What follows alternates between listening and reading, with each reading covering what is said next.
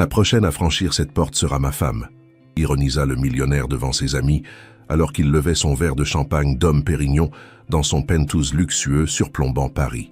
Alexandre Dubois, 32 ans, héritier d'un empire financier, était connu pour ses plaisanteries cyniques autant que pour sa fortune. Ses invités, tous issus du même milieu privilégié, éclatèrent de rire à cette boutade. Après tout, Alexandre était célèbre pour ses relations éphémères avec des mannequins et des héritières, jamais rien de sérieux. Mais lorsque la porte s'ouvrit quelques secondes plus tard, le silence s'installa dans le salon feutré aux meubles de designer. Une jeune femme entra, poussant son vélo usé aux roues légèrement voilées, arborant un sourire sincère malgré sa fatigue évidente. Ses cheveux châtains s'échappaient de sa casquette de livreuse et ses yeux verts pétillaient d'une joie de vivre que l'argent ne pouvait acheter. Elle portait l'uniforme rouge et blanc d'une chaîne de restaurants populaires, froissée par une longue journée de travail sous la pluie parisienne. « Bonsoir, commande pour Monsieur Dubois », dit-elle d'une voix chaleureuse, inconsciente du malaise qu'elle venait de créer. Alexandre resta figé, son verre à mi-chemin vers ses lèvres, fixant cette apparition inattendue qui venait de transformer sa plaisanterie en prophétie troublante. Si cette histoire vous plaît jusqu'ici, n'hésitez pas à laisser un j'aime. Que pensez-vous de ce début inattendu entre Alexandre et cette mystérieuse livreuse? Oui, c'est bien moi, balbutia Alexandre, se ressaisissant difficilement. Il n'avait pas l'habitude d'être déstabilisé, lui qui négociait des contrats de millions d'euros avec un sang-froid légendaire. Mais quelque chose dans la présence de cette femme l'avait profondément troublé. Ce n'était pas seulement sa beauté naturelle, dépourvue d'artifice, mais une aura d'authenticité qui contrastait violemment avec l'atmosphère sophistiquée mais artificielle de sa soirée. La jeune femme fouilla dans son sac isotherme et en sortit plusieurs contenants. « Alors nous avons un menu dégustation pour 8 personnes du restaurant Chez Marie, avec les spécialités de la maison », annonça-t-elle avec professionnalisme, énumérant chaque plat avec un enthousiasme contagieux. « Et permettez-moi de vous dire que Marie a mis le paquet ce soir. Elle était particulièrement fière de son coq au vin et de sa tarte tatin maison. » Alexandre observait ses mouvements gracieux, tandis qu'elle disposait soigneusement les plats sur la table d'appoint près de l'entrée. Il remarqua ses mains, petites mais fortes, aux ongles courts et nets, si différentes des mains manucurées et ornées de bijoux coûteux des femmes qu'il fréquentait habituellement. Une alliance discrète ornait son annulaire gauche, détail qui ne lui échappa pas, et qui provoqua en lui une pointe de déception inexplicable. « Marie ?» demanda Alexandre, intrigué malgré lui. « Vous la connaissez bien ?» La livreuse leva les yeux vers lui, et Alexandre fut frappé par la sincérité de son regard. « Oh oui, Marie et moi, on se connaît depuis que j'ai commencé ce travail il y a 3 ans. C'est une femme formidable. Elle cuisine avec son cœur. D'ailleurs, elle m'a dit de vous transmettre ses remerciements pour avoir choisi son restaurant pour votre soirée spéciale. » Les amis d'Alexandre échangèrent des regards amusés, observant leur ami millionnaire engager une conversation avec une simple livreuse. Certains commençaient déjà à ricaner discrètement, anticipant une nouvelle excentricité de sa part. Mais Alexandre semblait avoir oublié leur présence, complètement captivé par cette jeune femme qui parlait de son travail avec une passion qu'il n'avait jamais ressentie pour le sien. « Vous aimez votre travail ?» demanda-t-il. Une question qui surprit même ses invités par sa simplicité inhabituelle. Alexandre Dubois, l'homme qui dirigeait des réunions internationales et prenait des décisions affectant des milliers d'emplois, posait une question si directe et personnelle à une inconnue. Un sourire encore plus radieux illumina le visage de la jeune femme. « Énormément. J'adore rencontrer des gens, découvrir différents quartiers de Paris. Et puis il y a quelque chose de magique à apporter de la joie sous forme de bonne nourriture. Chaque livraison est une petite aventure. » Elle marqua une pause, rangeant son matériel. « Et vous, Monsieur Dubois, vous aimez votre travail ?» La question le prit de court. Personne ne lui demandait jamais s'il aimait son travail. On l'enviait, on l'admirait, on le craignait parfois, mais on ne s'interrogeait jamais sur son bonheur personnel. « C'est compliqué, » répondit-il finalement, surpris par sa propre honnêteté. « Tout est compliqué quand on y réfléchit trop, » dit-elle avec une sagesse qui semblait dépasser son âge apparent. Parfois, il suffit de se demander « Est-ce que ça me rend heureux maintenant, à cet instant précis ?» Alexandre la regarda intensément, comme si elle venait de lui révéler un secret fondamental de l'existence. Dans son monde de chiffres, de stratégies et de calculs, cette approche simple de la vie lui apparaissait révolutionnaire. « Au fait, je m'appelle Léa », dit-elle en tendant la main. « Léa Martin. »« Alexandre », répondit-il en serrant sa main, remarquant la fermeté de sa poignée et la chaleur de sa peau. « Alexandre Dubois. Enchanté, Alexandre », dit-elle simplement, sans la déférence habituelle que son nom de famille inspirait généralement. Pour elle, il n'était manifestement qu'un client comme un autre, et cette normalité lui procurait un sentiment de liberté qu'il n'avait pas ressenti depuis des années. Léa consulta sa montre et grimaça légèrement. « Il faut que j'y aille. J'ai encore 3 livraisons avant la fin de ma tournée. Et avec cette pluie ?» Elle enfila sa veste imperméable, usée mais propre. « J'espère que vous passerez une excellente soirée avec vos amis. Et n'oubliez pas de réchauffer le coq au vin avant de le servir. C'est le secret de Marie. » Alexandre la regardait se préparer à partir avec un sentiment d'urgence croissant. Il ne pouvait pas la laisser disparaître ainsi, pas après ce trouble étrange qu'elle avait provoqué en lui. « Attendez, » dit-il impulsivement. « La pluie, c'est dangereux à vélo. Et si je vous raccompagnais ?» Léa le regarda avec surprise, puis éclata d'un rire cristallin. « C'est très gentil, monsieur Dubois, mais j'ai l'habitude. Et puis, vous avez des invités. » Elle jeta un coup d'œil aux hommes en costume coûteux qui les observaient avec des expressions variant de l'amusement à l'incrédulité. « Mes invités ?» Alexandre se tourna vers eux comme s'il les voyait pour la première fois de la soirée. Leur visage reflétait un mélange de curiosité et de moquerie à peine dissimulée. Il réalisa soudain à quel point cette conversation avec Léa lui avait semblé plus authentique que tous les échanges superficiels qu'il avait eus avec eux depuis le début de la soirée. « Allez-y, Alexandre », lança ironiquement son ami Thomas, un autre héritier dont la principale occupation était de collectionner les voitures de sport. « Accompagne donc ta future épouse. » Le groupe éclata de rire, rappelant cruellement la plaisanterie initiale. Alexandre sentit ses joues s'empourprer, mais pas de gêne. C'était de la colère. Comment osait-il se moquer de Léa, cette femme qui travaillait dur et rayonnait d'une sincérité qu'eux n'avaient jamais connue. « Mes invités s'en sortiront très bien sans moi, » dit-il fermement, son ton indiquant clairement que la discussion était close. Léa observait cet échange avec une perplexité croissante. Elle commençait à réaliser qu'Alexandre n'était pas un client ordinaire et que sa proposition n'était pas une simple politesse. « Monsieur Dubois, c'est vraiment très aimable, mais... » « Alexandre, » corrigea-t-il doucement, « et s'il vous plaît, laissez-moi vous aider. J'insiste. » Il y avait quelque chose dans sa voix, une sincérité qui fit écho à la sienne qui convainquit Léa. « D'accord, » dit-elle finalement, « mais juste pour les livraisons. Je peux rentrer chez moi toute seule après. » Alexandre hocha vivement la tête, déjà en train d'enfiler sa veste Armani. Il se tourna vers ses invités avec une politesse froide. « Messieurs, profitez bien du repas. La soirée se termine ici pour moi. »« Alexandre, » protesta Thomas, « tu ne vas quand même pas... » « Quoi ? Aider quelqu'un qui travaille dur par une nuit difficile ? Si, je vais exactement faire ça. » Sa voix avait pris cette autorité naturelle qui rappelait pourquoi il dirigeait un empire financier malgré son jeune âge. Léa l'attendait près de l'ascenseur, son vélo à la main, visiblement mal à l'aise face à cette situation inhabituelle. « Vous êtes sûr ? Je ne voudrais pas vous causer d'ennui avec vos amis. »« Ce ne sont pas mes amis, » réalisa Alexandre à voix haute, surpris par cette révélation. « Ce sont des relations d'affaires, des habitudes sociales.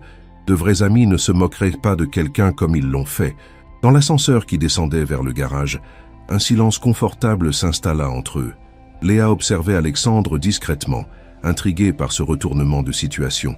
Elle avait l'habitude des clients riches et parfois arrogants, mais jamais aucun n'avait abandonné sa soirée pour l'aider. « Puis-je vous poser une question ?» demanda-t-elle finalement. « Bien sûr.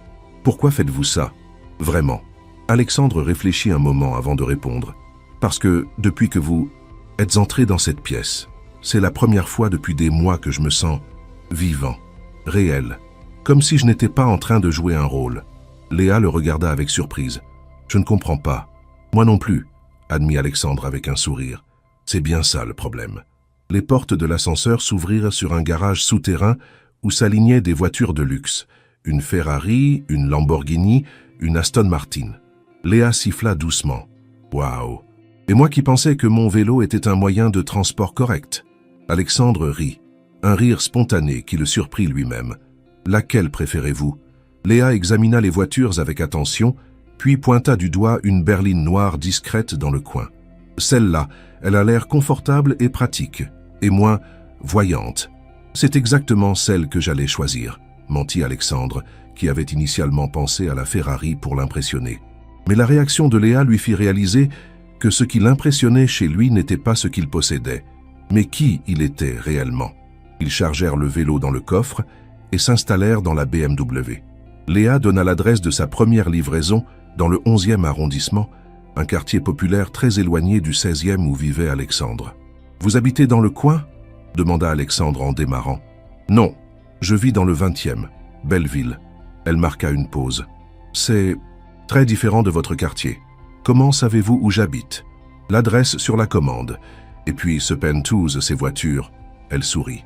« On n'a pas besoin d'être détective pour comprendre que vous ne faites pas partie du même monde que moi. » Alexandre navigua dans les rues de Paris, étonnamment à l'aise malgré la situation inhabituelle. D'habitude, il avait un chauffeur pour tous ses déplacements. Conduire lui-même, surtout en compagnie de Léa, lui donnait une sensation de liberté qu'il avait oubliée. « Parlez-moi de vous, dit-il soudain. Votre travail, votre vie, tout. » Léa rit. « Tout, c'est un programme ambitieux. » Elle réfléchit un moment. « Je suis livreuse depuis 3 ans après avoir quitté mes études de littérature. J'avais besoin de travailler rapidement pour des raisons personnelles. Au début, c'était temporaire, mais finalement, j'ai découvert que j'aimais vraiment ce travail. La liberté, le contact humain, l'activité physique. Vous avez quitté vos études?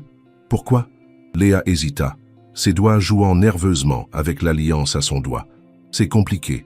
Des problèmes familiaux. J'ai dû prendre des responsabilités plus tôt que prévu. » Alexandre sentit qu'il ne fallait pas insister, mais cette réticence ne fit qu'accroître sa curiosité et son respect pour elle. Il devinait que derrière cette jovialité naturelle se cachait une force de caractère forgée par des épreuves. Ils arrivèrent devant un petit immeuble aux façades noircies par la pollution. Léa récupéra une commande dans son sac isotherme. « Je reviens dans 5 minutes, » dit-elle en sautant de la voiture. Alexandre la regarda monter les escaliers en courant, son sac à la main, et réalisa qu'il n'avait jamais vraiment observé quelqu'un travailler avec autant de détermination et de bonne humeur. Dans son monde, les gens travaillaient par obligation, par ambition ou par habitude, mais rarement avec cette joie évidente que montrait Léa. Elle redescendit rapidement, un large sourire aux lèvres. La petite dame du 3e était tellement contente. Elle m'a dit que c'était son plat préféré et qu'elle n'avait pas pu sortir à cause de sa jambe cassée. Ça me rappelle pourquoi j'aime ce travail. Alexandre démarra vers la prochaine adresse, touché par l'enthousiasme de Léa pour ces petits moments de bonheur qu'elle apportait aux autres. Vous ne trouvez jamais ce travail épuisant, frustrant? Parfois, admit Léa. Quand il pleut, quand les clients sont désagréables, quand mon vélo tombe en panne, elle le regarda. Mais chaque travail a ses difficultés, non? Au moins, le mien a du sens pour moi.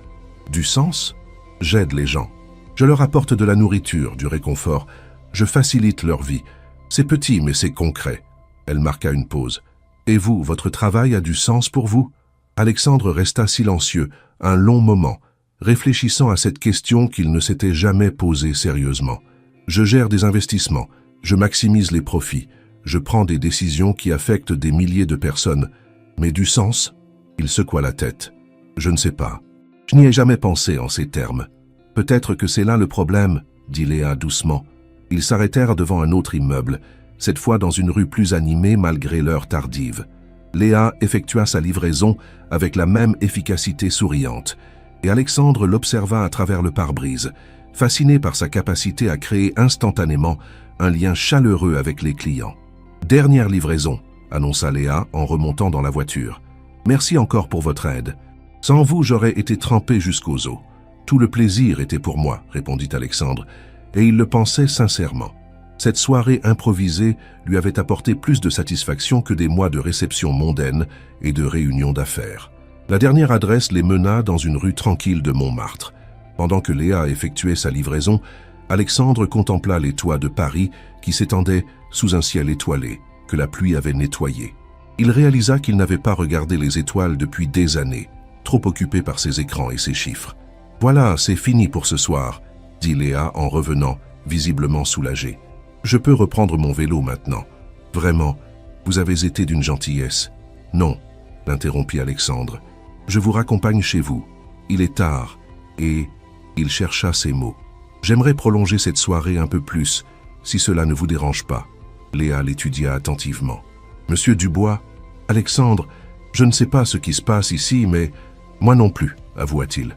Tout ce que je sais, c'est qu'en quelques heures, vous avez bouleversé ma vision de tout, de la vie, du travail, du bonheur. Je ne veux pas que ça s'arrête. Vous ne me connaissez même pas, protesta Léa, mais sa voix trahissait une émotion qu'elle tentait de dissimuler. Détrompez-vous, dit Alexandre, en la regardant droit dans les yeux. En une soirée, j'ai appris sur vous des choses que je n'ai jamais sues sur des gens que je fréquente depuis des années. Votre passion pour votre travail, votre empathie naturelle, votre force de caractère. Léa détourna le regard, troublée. C'est dangereux ce que vous dites. Pourquoi? Elle leva sa main gauche, faisant scintiller son alliance sous les lumières de la rue. Parce que je suis marié, Alexandre. Ces mots frappèrent Alexandre comme un coup de poing, même s'il avait remarqué l'alliance dès le début.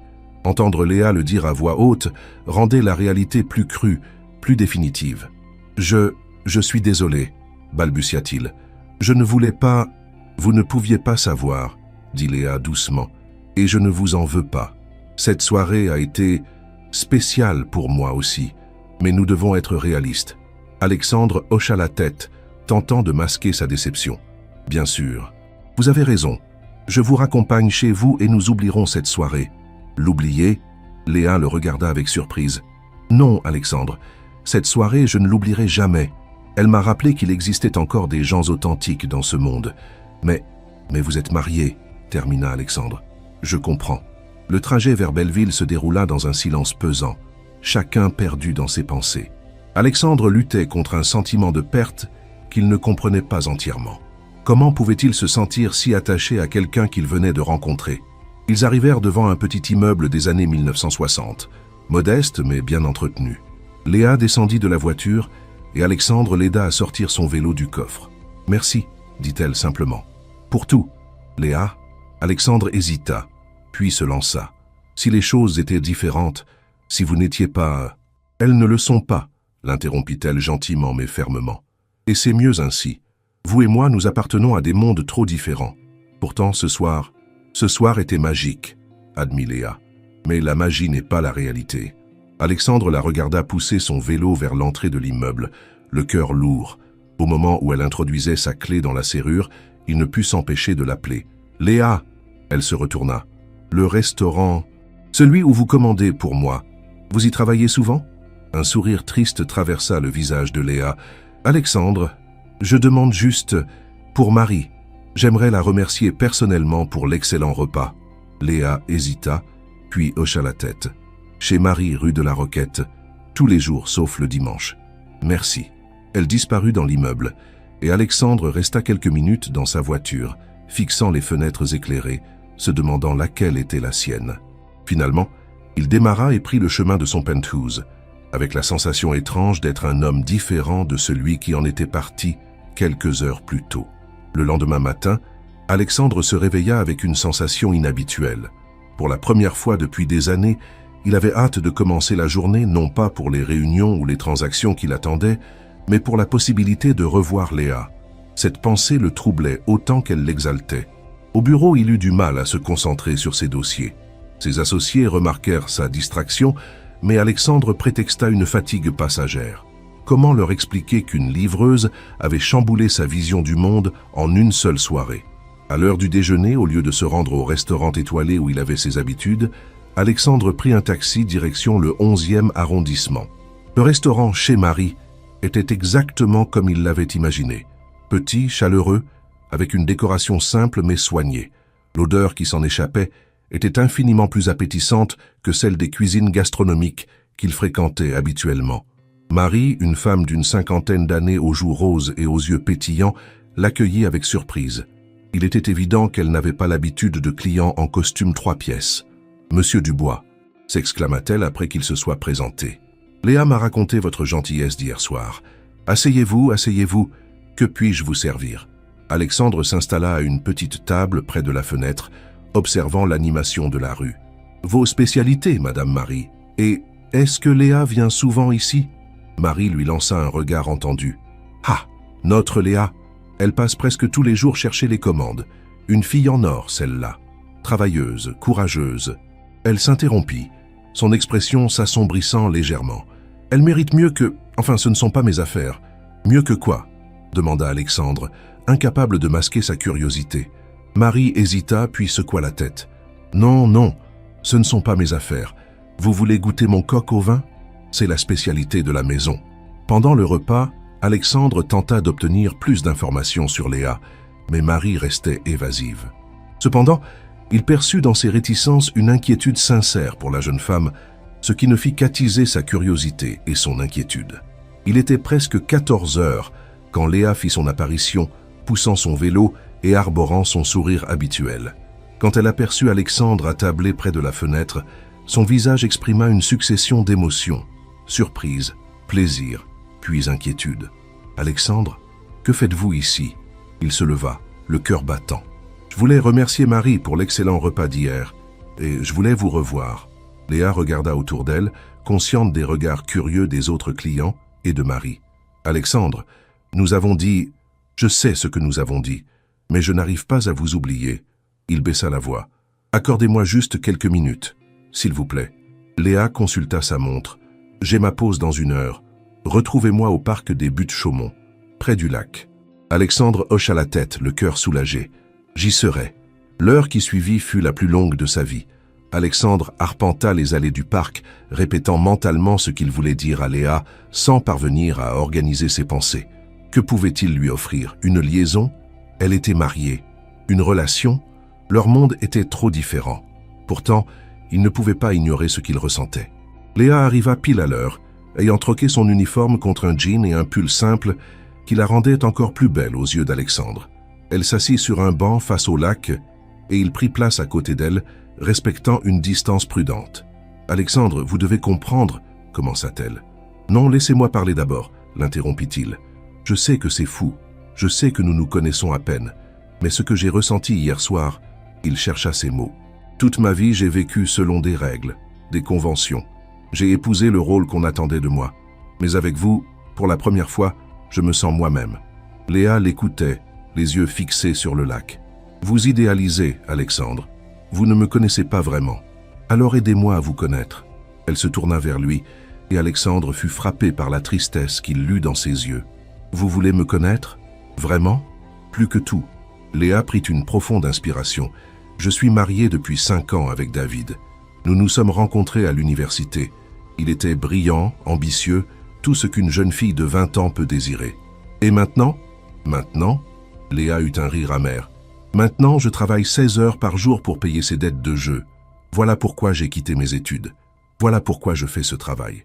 Pour éponger les dégâts de mon mari qui ne peut s'empêcher de jouer tout ce que nous gagnons. » Alexandre sentit une colère froide monter en lui. « Il vous force à travailler pour payer ses dettes? Il ne me force pas. C'est moi qui ai choisi de l'aider. Au début, je pensais que c'était temporaire, qu'il allait se soigner. » Elle secoua la tête. Mais les années ont passé et rien n'a changé. Hier soir, encore, il a perdu 3 000 € en ligne. L'équivalent de 2 mois de mon salaire. Alexandre était abasourdi. Cette femme courageuse qui rayonnait de joie de vivre malgré ses difficultés portait un fardeau qu'il n'avait pas soupçonné. Pourquoi ne le quittez-vous pas? Parce que je l'aime encore, ou plutôt j'aime l'homme qu'il était. Léa essuya une larme qui perlait au coin de son œil. Et parce que j'ai peur, peur de recommencer, peur de l'abandon, peur de la solitude. Alexandre brûlait d'envie de la prendre dans ses bras, de lui promettre qu'elle ne serait plus jamais seule, qu'il pourrait résoudre tous ses problèmes. Mais il comprit que ce n'était pas ce dont elle avait besoin. « Vous méritez mieux, » dit-il simplement. « Peut-être. Mais on ne choisit pas toujours ce qu'on mérite. » Elle se leva. « Voilà pourquoi il ne peut rien y avoir entre nous, Alexandre. Ma vie est déjà assez compliquée. Et si je pouvais vous aider? Financièrement? » Léa se raidit. « Absolument pas. Je ne suis pas à vendre, monsieur Dubois. » Alexandre réalisa immédiatement sa maladresse. « Ce n'est pas ce que je voulais dire. Je pensais juste... » « Vous pensiez que l'argent pouvait tout arranger ?» Léa secoua la tête. « C'est exactement la différence entre nous. Vous voyez un problème, vous cherchez une solution financière. Moi, je vois ma vie, avec ses choix, ses conséquences, ses responsabilités. »« Léa, attendez !» Alexandre se leva à son tour. « Je me suis mal exprimé, ce que je ressens pour vous n'a rien à voir avec l'argent. » Elle s'arrêta, mais ne se retourna pas. « Alexandre, Vous ressentez peut-être quelque chose, mais moi aussi. Et c'est exactement pour ça que nous devons arrêter de nous voir. » Ces mots, malgré leur message de séparation, redonnèrent espoir à Alexandre. Elle ressentait quelque chose. Léa. Non. Elle se retourna et Alexandre vit qu'elle pleurait. « S'il vous plaît, si vous ressentez vraiment quelque chose pour moi, respectez mon choix. Ne rendez pas les choses plus difficiles qu'elles ne le sont déjà. » Elle s'éloigna rapidement, laissant Alexandre seul face au lac, le cœur brisé, mais étrangement espéré. Elle ressentait quelque chose. C'était un début. Les jours qui suivirent furent un enfer pour Alexandre. Il était incapable de se concentrer sur son travail, repoussant des réunions importantes et prenant des décisions hâtives qui inquiétaient ses associés. Ses pensées revenaient constamment à Léa, à sa situation, à ce qu'il pourrait faire pour l'aider sans l'offenser. Il commença à fréquenter discrètement le quartier où elle travaillait, espérant l'apercevoir. Il déjeunait chez Marie presque tous les jours, sous prétexte d'aimer la cuisine authentique, mais en réalité dans l'espoir de croiser Léa. Marie, qui n'était pas dupe, observait son manège avec un mélange d'amusement et d'inquiétude. « Monsieur Alexandre, » lui dit-elle un jour en lui servant son café, « vous êtes amoureux de notre Léa. » Ce n'était pas une question. Alexandre ne nia pas. « Est-ce si évident ?» Pour quelqu'un qui la connaît bien, oui. Marie s'assit en face de lui. « Vous êtes un homme bien, je le sens. Mais Léa, sa situation est compliquée. »« Je sais. » Elle me l'a expliqué. « Vraiment ?» Marie sembla surprise. « Elle vous a parlé de David ?»« Oui. Ses dettes de jeu, le fait qu'elle travaille pour les rembourser. » Marie hocha la tête gravement. « Ce garçon va la détruire. J'ai essayé de lui parler, mais elle est têtue. Elle croit encore pouvoir le sauver. Y a-t-il quelque chose que je puisse faire ?» Marie l'étudia longuement. « Peut-être, mais pas ce que vous pensez. Léa n'acceptera jamais votre aide directement. Elle est trop fière. Mais... » Elle hésita. « Il y a peut-être un autre moyen. » Alexandre se pencha vers elle, attentif. « Léa rêve de reprendre ses études, littérature française. Elle en parle parfois, avec une telle nostalgie. Si quelqu'un pouvait lui offrir une bourse, anonymement. » « Une bourse ? » ?»« Oui. Il y a un programme à la Sorbonne pour les adultes en reprise d'études. Si elle pouvait y accéder, avoir un vrai diplôme, elle pourrait enfin avoir un avenir et peut-être trouver la force de quitter David. » Alexandre réfléchit rapidement. C'était possible. Il connaissait des gens influents à l'université et l'argent n'était pas un problème. Comment pourrait-on s'y prendre? Marie sourit. « Laissez-moi réfléchir. J'ai peut-être une idée. » 2 semaines plus tard, Léa reçut un appel qui allait changer sa vie. Le secrétariat de la Sorbonne l'informait qu'elle avait été sélectionnée pour une bourse d'excellence destinée aux adultes en reprise d'études. La bourse couvrait non seulement les frais de scolarité, mais incluait aussi une allocation mensuelle qui lui permettrait de réduire ses heures de livraison. Léa raccrocha, abasourdie. Elle n'avait jamais fait de demande de bourse. Pourtant, le secrétariat avait tous ses détails, son dossier universitaire ancien, même ses notes. Quelqu'un avait constitué son dossier et l'avait soumis en son nom. Son premier réflexe fut d'appeler Marie, la seule personne à qui elle avait confié ses rêves d'études. « Marie, c'est Léa. Il m'arrive quelque chose d'incroyable. »« Ah, raconte-moi tout. » Après avoir expliqué la situation, Léa demanda directement. « Marie, c'est vous qui avez fait ça ?» Un silence. Puis, « Ma chérie, je ne sais pas de quoi tu parles, mais si quelqu'un pense que tu mérites cette chance, cette personne a raison, tu vas accepter ?» Léa hésita. Son instinct lui disait que cette bourse tombait trop bien pour être une coïncidence. « Je ne sais pas, c'est bizarre. »« Bizarre ?» La voix de Marie se durcit. « Léa, écoute-moi bien, tu travailles comme une folle depuis 3 ans pour un homme qui dilapide tout ce que tu gagnes. Pour une fois qu'une chance se présente, tu vas la refuser par orgueil. Ce n'est pas de l'orgueil, c'est quoi? La peur? La peur de réussir? La peur de découvrir que tu vaux mieux que la vie que tu mènes ?» Ces mots frappèrent Léa de plein fouet. Marie avait touché juste. Elle avait peur. Peur de réussir et de découvrir qu'elle avait gâché des années de sa vie. Peur de changer et de devoir affronter les conséquences de ce changement. « Réfléchis bien, ma chérie, » continua Marie plus doucement. « Mais ne refuse pas cette chance par principe. Tu la mérites, peu importe d'où elle vient. » Ce soir-là, Léa rentra chez elle avec la lettre de la Sorbonne, le cœur en bataille. David était vautré sur le canapé, fixant son écran d'ordinateur avec l'expression tendue qu'elle connaissait bien. Il jouait encore. « David ? Il ne leva même pas les yeux. « Il faut qu'on parle. »« Plus tard, Léa. Je suis en pleine partie. » David, elle éleva la voix, ce qui était rare. Range cet ordinateur et écoute-moi. Surpris par sa véhémence, David ferma l'ordinateur et se tourna vers elle. Qu'est-ce qui t'arrive? Léa lui tendit la lettre. Lis ça. David parcourut rapidement le document, son expression passant de l'indifférence à la contrariété. Une bourse? Pourquoi tu as fait une demande sans m'en parler? Je n'ai pas fait de demande. Quelqu'un l'a fait pour moi. Qui? Je ne sais pas. Léa s'assit en face de lui. David, c'est une chance incroyable. Je pourrais reprendre mes études, avoir un vrai diplôme, un vrai métier. Et moi? David se leva, agité. Tu vas me laisser tomber? Comment peux-tu dire ça? Depuis 3 ans, je travaille sans relâche pour toi, pour nous. Et maintenant, tu veux tout plaquer pour jouer à l'étudiante? Léa le regarda, incrédule. Jouer à l'étudiante? David, tu réalises que cette bourse pourrait nous sortir de cette spirale. Si j'avais un vrai travail, nous pourrions enfin... Nous pourrions quoi? David ricana. Tu crois que tes petits diplômes vont changer quelque chose? L'argent, le vrai argent, il ne vient pas des livres, Léa. Il vient de l'audace, du risque, du jeu, tu veux dire. Léa sentit sa colère monter. David, tu as perdu combien cette semaine? 1500 €, 2000. J'ai aussi gagné. Tu oublies toujours les fois où j'ai gagné. Et tu oublies toujours les fois où tu as tout reperdu dans la foulée. Léa était maintenant debout, les poings serrés. David, je n'en peux plus. Cette bourse, c'est peut-être notre dernière chance. Notre dernière chance. David eut un rire amer. Non, Léa, c'est ta dernière chance de me quitter avec une excuse valable. Ces mots sonnèrent, comme une claque. Léa réalisa que David avait peut-être raison. Cette bourse représentait bien plus qu'une opportunité d'études. C'était une porte de sortie. Et si c'était le cas, demanda-t-elle doucement, et si j'avais besoin de cette excuse? David la regarda et pour la première fois depuis longtemps, Léa vit une lueur de lucidité dans ses yeux.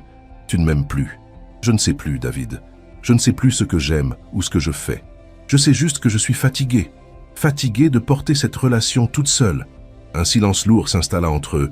David se rassit, la tête dans les mains. Tu vas accepter cette bourse. Oui. Et nous? Léa le regarda. Cet homme qu'elle avait aimé, qu'elle aimait peut-être encore, mais qui l'entraînait vers le fond depuis des années. Je ne sais pas, David. Ça dépend de toi. De moi? Acceptes-tu de te faire soigner? De vraiment te faire soigner? Pas une énième promesse d'arrêter, mais un vrai suivi psychologique? David resta silencieux un long moment. Finalement, il releva la tête. Et si je refuse? Alors, nous n'avons plus rien à nous dire. Cette nuit-là, Léa ne dormit pas. Elle pensait à cette conversation, mais aussi à Alexandre. Car elle était certaine maintenant que cette bourse n'était pas un hasard. Qui d'autre qu'Alexandre avait les moyens et les connexions nécessaires pour organiser cela? Cette pensée la troublait autant qu'elle la touchait. Le lendemain matin, elle se rendit directement chez Marie avant sa tournée. La restauratrice l'accueillit avec un sourire innocent. « Alors, ma chérie, tu as pris ta décision? Marie, je sais que c'est Alexandre. » Marie ne s'y a pas. « Alexandre, le jeune homme qui vient déjeuner ici, qu'est-ce qu'il vient faire là-dedans? Ne jouez pas l'innocente avec moi, cette bourse, ces connexions. Qui d'autre? » Marie soupira. « Léa, peu importe qui c'est. La question est, vas-tu saisir cette chance? Comment a-t-il pu faire ça? J'avais été clair. Il t'a respecté. Il ne t'a pas contacté. Il ne t'a pas harcelé. Il a juste créé une opportunité. C'est à toi de décider quoi en faire. » Léa s'assit lourdement sur une chaise. « C'est de la manipulation. C'est de l'amour, » corrigea Marie doucement. « Cet homme t'aime, Léa. Vraiment. Et au lieu de t'acheter ou de te forcer, il t'offre la liberté de choisir. La liberté, en m'obligeant? Personne ne t'oblige. Cette bourse, tu peux la refuser. Tu peux continuer ta vie comme avant. Mais demande-toi, pourquoi cette idée te met-elle en colère? » Léa réfléchit. Pourquoi était-elle en colère? Parce qu'Alexandre avait agi dans son dos? Ou parce qu'il lui montrait qu'une autre vie était possible et qu'elle avait peur de la saisir? Je ne peux pas accepter ça de sa part. Alors accepte-le pour toi. Considère que l'univers te donne une chance. Marie s'assit en face d'elle. Léa, j'ai 60 ans. J'ai vu passer beaucoup de gens dans ma vie. Certains saisissent les opportunités, d'autres les laissent passer par orgueil ou par peur. Devine lesquels sont heureux aujourd'hui. Léa resta silencieuse, tiraillée entre ses principes et ses désirs profonds. Et puis, ajouta Marie avec un sourire malicieux, qui te dit que c'est Alexandre? Peut-être que c'est moi qui ai des connexions secrètes. Malgré elle, Léa sourit. Marie, Réfléchis bien, ma chérie, mais ne laisse pas l'orgueil décider à ta place.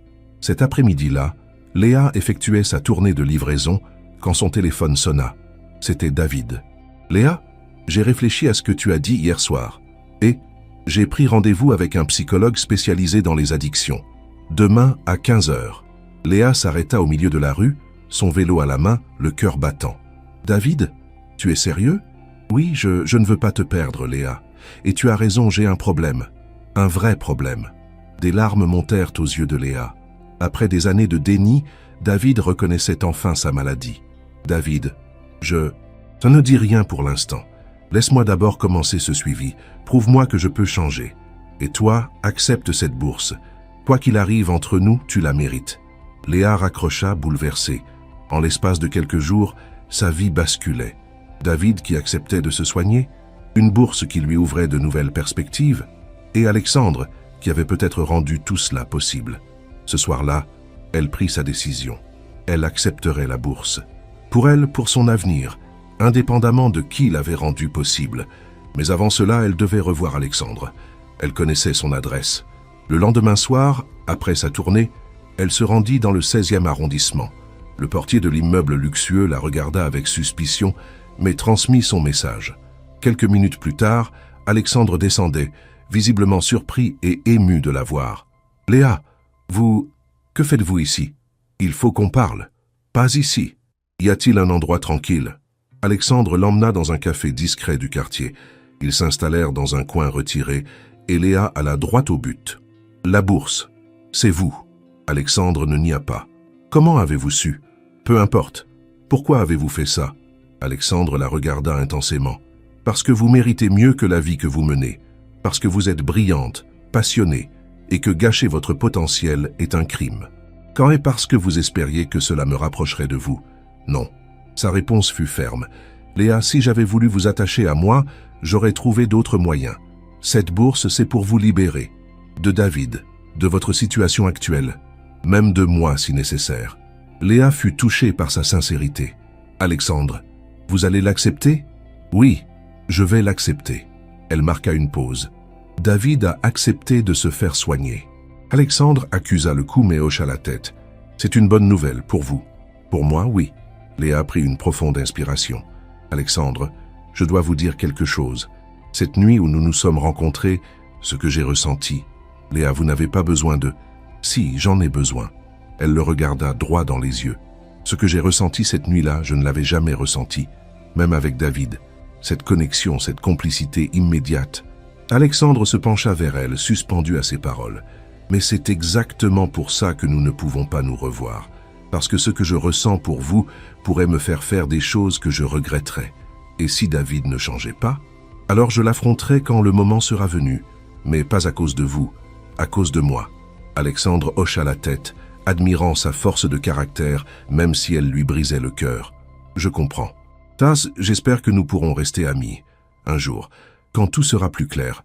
J'espère aussi. » Alexandre hésita. « Léa, cette bourse, techniquement, elle vient d'une fondation que j'ai créée il y a quelques années. Vous n'avez aucune dette envers moi personnellement.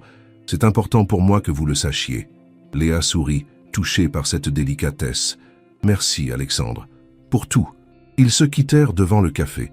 Et cette fois, Alexandre sut que c'était vraiment un au revoir. Du moins pour le moment. Que pensez-vous de cette évolution de l'histoire ? Alexandre fait-il le bon choix en respectant la décision de Léa ? Et David peut-il vraiment changer ? Laissez vos commentaires. Les mois qui suivirent furent une période de transformation pour tous les protagonistes de cette histoire. Léa commença ses cours à la Sorbonne avec un enthousiasme qu'elle n'avait pas ressenti depuis des années. Replonger dans l'univers de la littérature française, analyser les grands auteurs, écrire des dissertations, tout cela lui redonnait l'impression d'exister pleinement. Elle avait réduit ses heures de livraison au strict minimum, ne travaillant plus que les week-ends pour conserver un petit revenu personnel. David, de son côté, respectait ses rendez-vous avec le psychologue. Le processus était difficile, douloureux, fait de rechutes et de progrès. Mais pour la première fois depuis des années, il parlait ouvertement de son addiction, de ses mécanismes, de ses peurs. Léa voyait revenir par moments l'homme dont elle était tombée amoureuse à l'université, celui qui avait des rêves et des projets avant que le jeu ne dévore sa personnalité. Alexandre, quant à lui, avait pris ses distances avec son ancien mode de vie. Fini les soirées mondaines superficielles, les relations d'affaires sans âme. Il s'investissait davantage dans la fondation qu'il avait créée, développant des programmes d'aide à la formation pour les adultes en difficulté. Son travail avait pris un sens nouveau, même si Léa hantait toujours ses pensées. Un matin de printemps, 6 mois après leur dernière rencontre, Alexandre reçut un appel inattendu. C'était Marie. « Monsieur Alexandre, il faut que vous veniez au restaurant. C'est au sujet de... » Léa. Le ton inquiet de Marie fit battre le cœur d'Alexandre plus fort. « Que se passe-t-il? Elle va bien?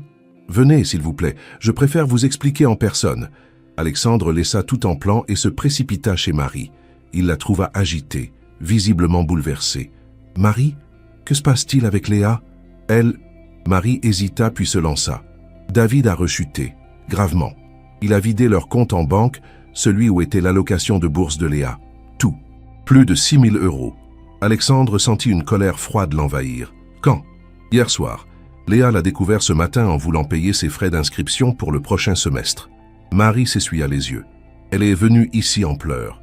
Elle parle d'abandonner ses études, de reprendre le travail à plein temps. Où est-elle maintenant? Chez elle, je pense. Elle était brisée, monsieur Alexandre. Complètement brisée. Alexandre se dirigea vers la porte, mais Marie l'arrêta. Monsieur Alexandre, attention. Elle est très vulnérable en ce moment, et fière. Si elle pense que vous venez pour la sauver, je ne viens pas pour la sauver, dit Alexandre fermement. Je viens parce qu'elle a besoin d'un ami. Il se rendit à Belleville et monta les 4 étages jusqu'à l'appartement de Léa. Il frappa doucement à la porte. Pas de réponse. Il frappa à nouveau. Léa, c'est Alexandre. Marie m'a dit... La porte s'ouvrit brusquement. Léa apparut, les yeux rougis, les cheveux en bataille. Alexandre, qu'est-ce que vous faites ici? Je peux entrer? Léa hésita, puis s'effaça. L'appartement était petit, mais soigneusement décoré, avec des livres partout et des photos de moments plus heureux. David n'était nulle part visible. Où est David? Parti, disparu, envolé avec l'argent. Léa s'effondra sur le canapé. Vous voulez savoir le plus beau? Il m'a laissé un mot. Un mot. Je suis désolé, je ne peux pas m'arrêter, je pars pour ne plus te faire de mal. Après 5 ans de mariage, Alexandre s'assit précautionneusement à côté d'elle. Léa, ne dites rien, s'il vous plaît. Ne me dites pas que c'est mieux ainsi, que je mérite mieux, que je vais m'en sortir. J'ai besoin de me morfondre un peu. Alexandre respecta son silence, se contentant d'être présent. Au bout d'un moment, Léa reprit la parole. Le pire, c'est que j'y croyais. Vraiment. Il allait mieux, nous parlions à nouveau, nous faisions des projets. Elle eut un rire amer. Et pendant que je révisais pour mes examens, il préparait son coup. L'allocation de la bourse, nos économies, même l'argent que j'avais mis de côté pour les cadeaux de Noël. Tout. Vous allez porter plainte? Contre mon mari? Léa secoua la tête. Et puis, pourquoi? Il n'y a plus rien à récupérer. Vous savez ce qu'il m'a écrit? Qu'il avait une opportunité en or, qu'il allait tout regagner et revenir couvert de gloire. Alexandre serrait les poings, luttant contre l'envie de retrouver David et de lui faire payer ce qu'il avait fait à Léa. Mes études, continua Léa. Il me reste 2 semestres pour valider ma licence, mais sans l'allocation, je ne peux pas me permettre de continuer à mi-temps. Il va falloir que je reprenne le travail à plein temps. Et alors? Non. Alexandre? Non, Léa, pas question que vous abandonniez vos études à cause de ce... Il se mordit la langue pour ne pas insulter David. La Fondation peut vous accorder une aide d'urgence. Je ne peux pas accepter. Pas maintenant. Vous comprenez bien que ce serait déplacé, que les gens pourraient être mal interprétés. Alexandre se tourna vers elle. Léa, je m'en fiche. Complètement.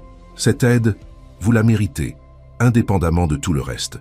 Léa le regarda, partagée entre la reconnaissance et l'orgueil. Alexandre, je ne peux pas vous laisser résoudre mes problèmes. Vous ne me laissez rien faire. C'est moi qui choisis de vous aider. Et ce n'est pas pour vous acheter ou vous avoir, c'est parce que vous abandonner serait un gâchis terrible. Ils restèrent silencieux un moment.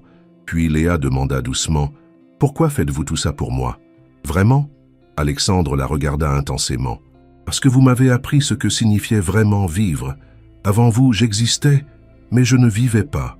Vous m'avez montré qu'il était possible d'être heureux dans son travail, d'avoir des relations authentiques, de donner un sens à sa vie. Alexandre, laissez-moi finir. » Il prit une profonde inspiration. « Je vous aime, Léa.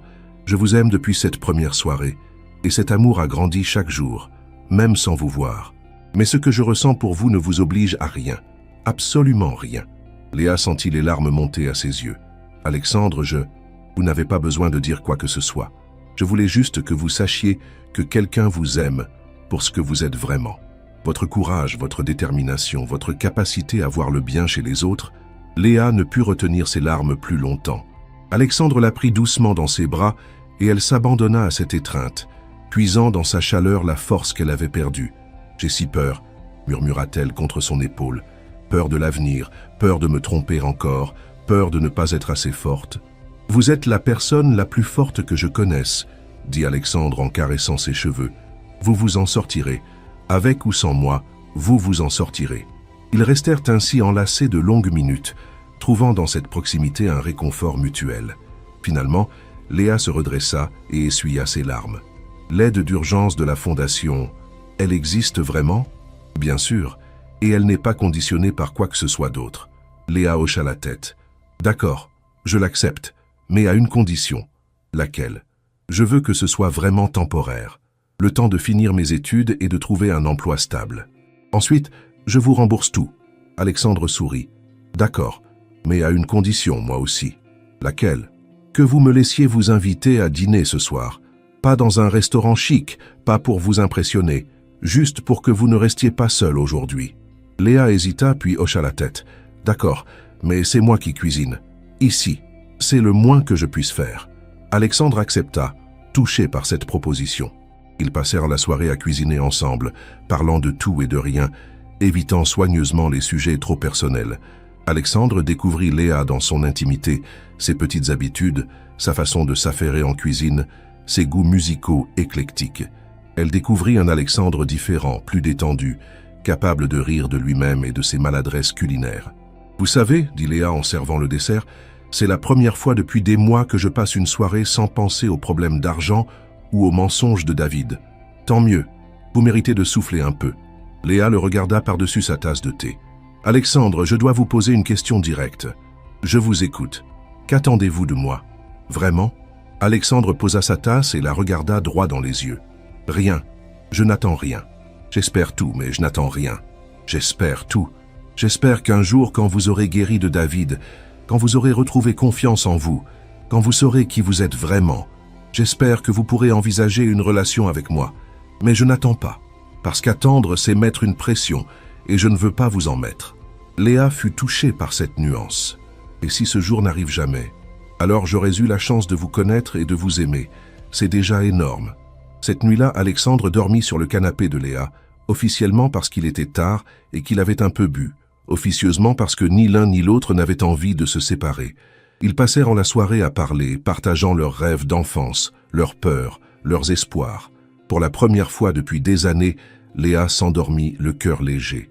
Le lendemain matin, Alexandre partit tôt après avoir préparé le petit déjeuner. Il laissa un mot. « Prenez soin de vous. Je ne suis qu'à un appel si vous avez besoin. » Ah. Les semaines qui suivirent établirent un nouveau rythme dans leur vie. Léa se replongea dans ses études avec une énergie décuplée, comme si les épreuves traversées avaient renforcé sa détermination.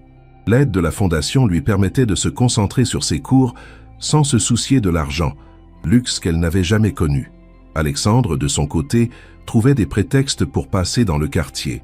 Un déjeuner chez Marie, une réunion dans le coin. Il ne cherchait pas forcément à voir Léa, mais appréciait de savoir qu'elle était proche. Parfois, ils se croisaient par hasard, échangeaient quelques mots, partageaient un café. Leur relation se construisait lentement, sur des bases solides d'amitié et de respect mutuel. Un soir de fin d'automne, Léa appela Alexandre. Sa voix était étrange, mélange d'excitation et d'inquiétude. « Alexandre, j'ai reçu une lettre. De David. » Le cœur d'Alexandre se serra. « Que dit-elle ? » « Il veut me voir. Il dit qu'il a l'argent pour tout rembourser, qu'il a gagné gros et qu'il veut qu'on reparte de zéro. » Alexandre ferma les yeux.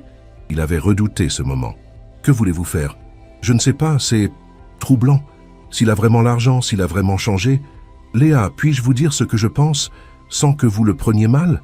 Dites toujours. David vous a quitté en vous volant vos économies. Maintenant, il revient avec de l'argent. Ne trouvez-vous pas que ce schéma ressemble exactement à celui d'un joueur ? Perdre gros, disparaître, gagner gros, Revenir? Léa resta silencieuse. Et même s'il a l'argent, continua Alexandre, qu'est-ce qui vous garantit qu'il ne va pas tout rejouer et repartir? Rien, admit Léa. Mais, et s'il avait vraiment changé? Si je refusais de le voir et que c'était ma seule chance de sauver mon mariage? Alexandre sentit son cœur se briser. Léa, voulez-vous vraiment sauver votre mariage? Un long silence. Puis, je ne sais plus, Alexandre. J'étais en train de reprendre ma vie en main, de me reconstruire, et voilà qu'il revient tout bouleversé. Voulez-vous qu'on en parle en personne? Oui, mais pas chez moi, pas ce soir. David doit venir demain. J'ai besoin de réfléchir. Retrouvons-nous au parc des Buttes-Chaumont demain matin, à la même place que la première fois. D'accord, Alexandre. Merci d'être là. Toujours, Léa. Toujours. Le lendemain matin, Alexandre arriva au parc avec une appréhension qu'il tentait de masquer. Il trouva Léa assise sur leur banc habituel, fixant le lac d'un regard absent. « Vous avez pris votre décision ?» demanda-t-il en s'asseyant à côté d'elle. « Oui et non. » Léa se tourna vers lui. « Je vais le voir. Je lui dois bien ça. Mais, j'ai une faveur à vous demander. Une énorme faveur. Tout ce que vous voulez. Venez avec moi. » Alexandre la regarda, surpris. « Avec vous? Pour voir David? » « Oui, je sais que c'est bizarre, mais j'ai besoin de quelqu'un qui soit de mon côté. Quelqu'un qui ne soit pas émotionnellement impliqué dans cette histoire. Quelqu'un qui pourra me dire la vérité si je suis en train de me mentir à moi-même. Léa, David va très mal prendre ma présence. Tant mieux. S'il a vraiment changé, s'il veut vraiment me récupérer, il devra accepter que j'ai des amis. Et vous, elle prit sa main. Vous êtes devenu mon meilleur ami, Alexandre. Le terme ami fit mal à Alexandre, mais il comprit l'importance de ce que Léa lui demandait. D'accord, je viens avec vous. Vraiment? Vraiment. Mais promettez-moi une chose. Quoi qu'il se passe, quoi qu'il vous dise, vous prendrez le temps de réfléchir avant de prendre une décision définitive. Promis. L'après-midi même, ils se rendirent ensemble au café que David avait choisi pour la rencontre. Un établissement neutre dans le Marais, ni trop proche de chez eux, ni trop impersonnel. David était déjà là, élégamment vêtu, affichant une assurance qu'Alexandre ne lui avait jamais vue. Quand il aperçut Alexandre accompagner Léa, son visage se durcit immédiatement. « Léa, tu es venue ?» Il se leva pour l'embrasser, mais elle se contenta de lui serrer la main. « Bonjour, David. » Et David regarda Alexandre avec hostilité. « Monsieur accompagne ?» « Alexandre est un ami. Il restera si ça ne te dérange pas. »« Si ça ne me dérange pas ?» David eut un rire jaune. « Léa, nous sommes mariés. Nous avons des choses personnelles à nous dire. Tout ce que tu as à me dire, tu peux le dire devant Alexandre. » David s'assit lourdement, visiblement contrarié par ce développement inattendu. Alexandre prit place discrètement, observant la scène sans intervenir. « Bon, » dit David en se forçant à sourire. « Léa, ma chérie, j'ai des nouvelles extraordinaires. » Il sortit de sa poche une liasse de billets. « Regarde, 50 000 €. Cash. » Léa regarda l'argent sans émotion. « D'où ça vient? J'ai eu une intuition géniale. Une course de chevaux à Longchamp. Un outsider à 25 contre 1. J'ai misé gros et j'ai gagné gros. » Alexandre et Léa échangèrent un regard. Le récit de David confirmait exactement les craintes d'Alexandre. Un gain spectaculaire au jeu, pas un changement fondamental. « David, » dit Léa calmement, « tu réalises ce que tu viens de me dire? Que j'ai gagné assez d'argent pour qu'on reparte à zéro. Tu me dis que tu as joué, encore, après tout ce qui s'est passé. Mais j'ai gagné. Et si tu avais perdu ?» David hésita. « Et je n'ai pas perdu. J'ai eu une intuition, Léa. Comme quand nous nous sommes rencontrés, tu te souviens? Tu m'avais dit que j'avais de l'intuition. » Léa ferma les yeux, et Alexandre vit qu'elle luttait contre ses vieux réflexes, cette tendance à excuser David, à voir le bon côté des choses. « David, » dit-elle finalement, « tu as vidé notre compte en banque. Tu m'as volé l'argent de mes études. Tu es parti sans un mot pendant 6 mois. Et maintenant tu reviens, et la première chose que tu me dis, c'est que tu as joué et gagné. Léa, écoute. Non, toi, écoute. » Léa se pencha vers lui. « Cet argent, d'où vient-il vraiment? Tu n'avais plus un sou quand tu es parti. Qu'est-ce que tu as misé ?» David détourna le regard. « J'ai emprunté. » « À qui? Des gens? Quels gens, David ?» Le silence de David en disait long. Alexandre comprit immédiatement. David s'était endetté auprès de prêteurs peu recommandables pour financer son pari. « David, » dit Alexandre doucement, « cet argent, vous devez le rendre, n'est-ce pas ?» David le fusilla du regard. « Ça ne vous regarde pas. Si Léa accepte de vous redonner une chance, ça la regarde. Combien devez-vous? David, dit Léa d'une voix blanche, dis-moi que tu ne t'es pas endetté auprès d'usurier. Le silence de David fut sa réponse. Léa se leva brusquement. David, tu es malade. Vraiment malade. Tu as gagné 50 000 € et au lieu de rembourser tes dettes et de reprendre une vie normale, tu viens me proposer de tout dépenser pour repartir à zéro? Léa, attends. Non. Elle était maintenant debout, attirant les regards des autres clients. 6 mois, David. 6 mois pendant lesquels j'ai pleuré, j'ai eu peur, j'ai cru que j'allais devoir abandonner mes études. 6 mois pendant lesquels j'ai appris à vivre sans toi, à être heureuse sans toi. Tu es heureuse avec lui? David désigna Alexandre d'un geste méprisant. Je suis heureuse avec moi-même. Pour la première fois depuis des années. David se leva à son tour. Léa, je t'aime. Nous sommes mariés. Tu aimes l'idée de moi. L'idée d'avoir quelqu'un qui paie tes dettes et qui ferme les yeux sur tes mensonges. Mais moi, la vraie moi, tu ne l'as jamais vraiment vue. C'est faux. Vraiment? Léa le regarda intensément. Dis-moi ce que j'étudie. La littérature. Quelle spécialité?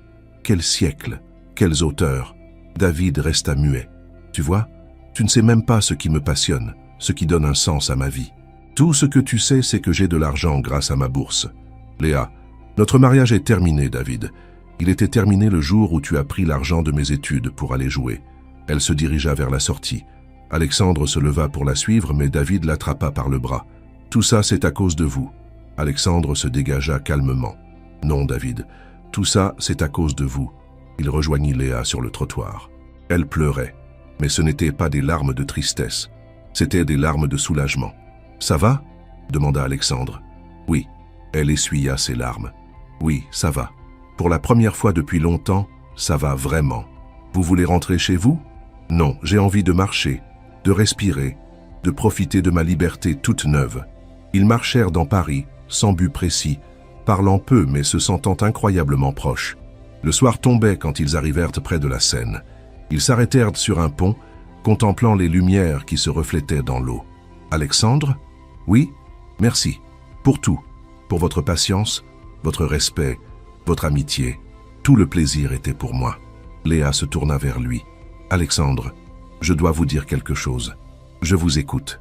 Quand j'ai dit à David que j'étais heureuse, je n'ai pas menti. Mais ce que je ne lui ai pas dit, elle prit une profonde inspiration. C'est que je suis heureuse en grande partie grâce à vous. » Le cœur d'Alexandre se mit à battre plus fort. « Léa, laissez-moi finir. Ces derniers mois, vous m'avez montré ce qu'était une vraie relation. Le respect, la confiance, la complicité. Avec vous, je me sens comprise, valorisée, aimée pour ce que je suis vraiment. Léa, vous venez de quitter votre mari. Vous êtes vulnérable. » Non. Elle secoua la tête fermement. « J'ai quitté David il y a 6 mois, quand il est parti avec mon argent. Aujourd'hui, j'ai juste officialisé quelque chose qui était déjà fini. » Alexandre la regarda intensément, n'osant pas espérer. « Alexandre, je ne peux pas vous promettre que ce sera facile.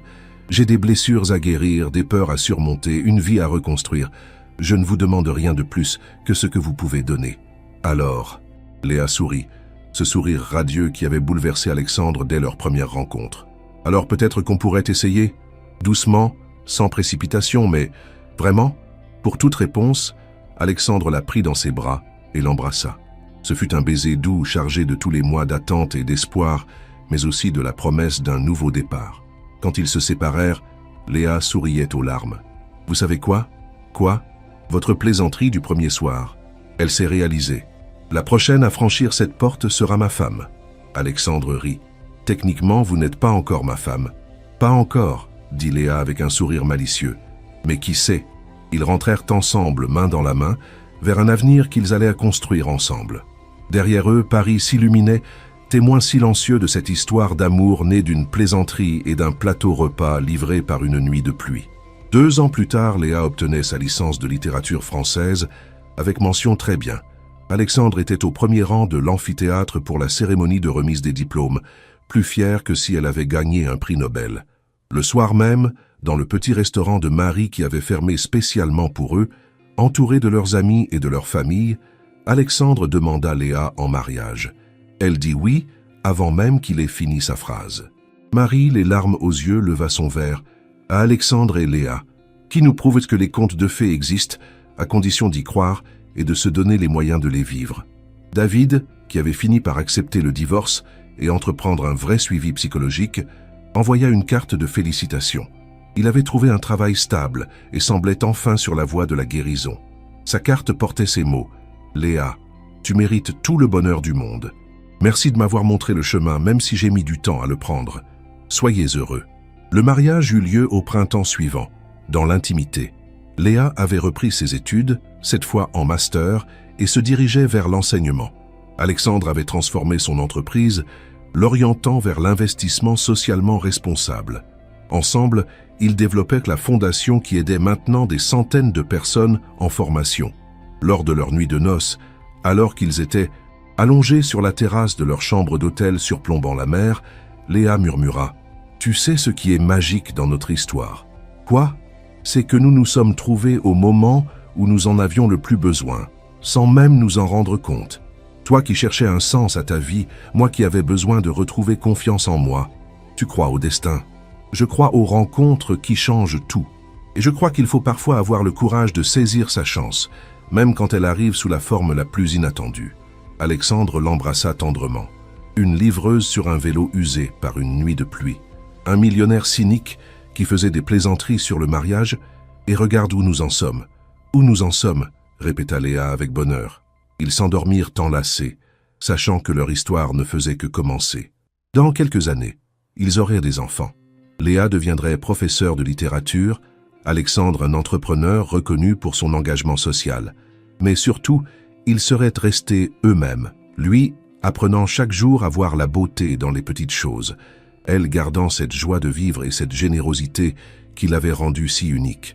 Car au final, leur histoire n'était pas celle d'un millionnaire et d'une livreuse. C'était l'histoire de deux êtres humains qui avaient eu le courage de s'ouvrir l'un à l'autre, de grandir ensemble et de construire quelque chose de beau à partir de leurs différences. Et parfois, le soir, quand Alexandre regardait Léa corriger des copies ou préparer ses cours avec la même passion qu'elle mettait autrefois à livrer ses plats, il repensait à cette plaisanterie qui avait tout changé. La prochaine à franchir cette porte sera ma femme. Il avait eu raison. Il ne le savait simplement pas encore. Voilà la fin de cette histoire d'amour. J'espère qu'elle vous a plu et que vous avez apprécié ce voyage émotionnel entre Alexandre et Léa. N'hésitez pas à laisser un j'aime si cette conclusion vous a touché. Que pensez-vous de cette fin? Était-ce celle que vous espériez pour nos deux héros?